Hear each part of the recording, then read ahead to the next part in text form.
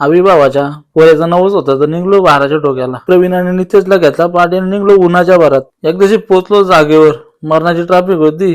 लावली गाडी आणि कारली चावी. नशीब त्यांचं जेवण शिजला नव्हता. इकडं परी भारी गेलत होती. नुसती फुका मारत होती. मार फुक. निखिल भाई तर लवकरच आला होता. ऑन ड्युटी होता ना कामावरती. इकडे अमोल भाई पण लवकर येऊन बसला होता. हे आमच्या हर्ष दादा, आमच्या ग्रुपचे अध्यक्ष. आणि आज ते तुम्हाला वर्म्याच्या भूमिकेत दिसतील. ज्याचा नवस आहे ना तोच हरिदान. बघा कसा रडतो. निखिलने तर मोठा थंडा वाटायचा काम हाती घेतला होता. इकडे अमोल भाई आणि माझी मोठी मीटिंग चालू होती.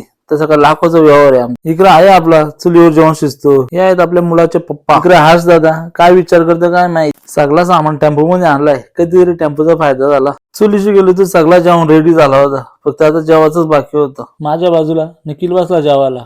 बोलतो मी चिकन खात नाही. माझा भाऊ घे तुला म्हणतो. म्हटलं भारीच काम झाला. इकडे आणली पत्रावली. या पत्रावली जरा बरे आहे.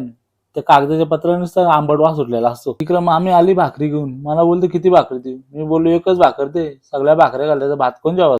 हा भाई बघा कसा मला टाटा करतो. अमोल भाई पण बसला मग त्यांच्या पोरांसोबत जेवायला. चिकन मटन होतं तर रस्त्याला नुसता वास सुटला होता. चिकन मटन भाकरी होते तर सगळ्यांनी जेवणावर एकदम मजबूत ताव मारला. इकडे आमच्या भाऊजींच्या गप्पा गोष्टी चालू होत्या. आणि इकडे नितेश भाई बोलतो स्वप्नील दादा थोडासाच जेवणार आहे. नितेश आणि प्रवीण भाई पण आपल्या जेवायचं बाकी होतं. एकदाशी बसलो बाबा जेवायला. हा झाड पण एवढा मोठा आहे ना का सावलीची किती कमीच पडली नाही. इकडे प्रवीण भाईने जाम धास्ती धरली होती. त्याला वाटला भाजी संपते काय. जसं मी बोललो ना त्याला का भाजी भेटेल नको टेन्शन घेऊ. तसं तो जाम खुश झाला.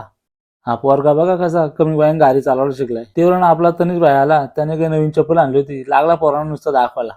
इकडची माणसं बघा कशी लेट आल्याने. आला लगेच लागला थंड वाटायला. म्हणजे घरच्यांना वाटला पाहिजे ना काहीतरी काम केलंय. इकडे सागर भाई पण आले होते. भेटला आणि निघला घरी. मग मोरेश्वर भाई पण आला. मग घेतलं त्याला आपला कॅमेऱ्यात. इकडे झाला सगळ्यांचं जेवण तर आम्ही कशाला थांबतो. मग ऊन पण मरणाचा लागत होता. आम्ही पण घेतली गाडी निघलो डायरेक्ट आमच्या घराला. हा ब्लॉग आवडला असेल तर नक्कीच आपल्या चॅनलला फॉलो करा.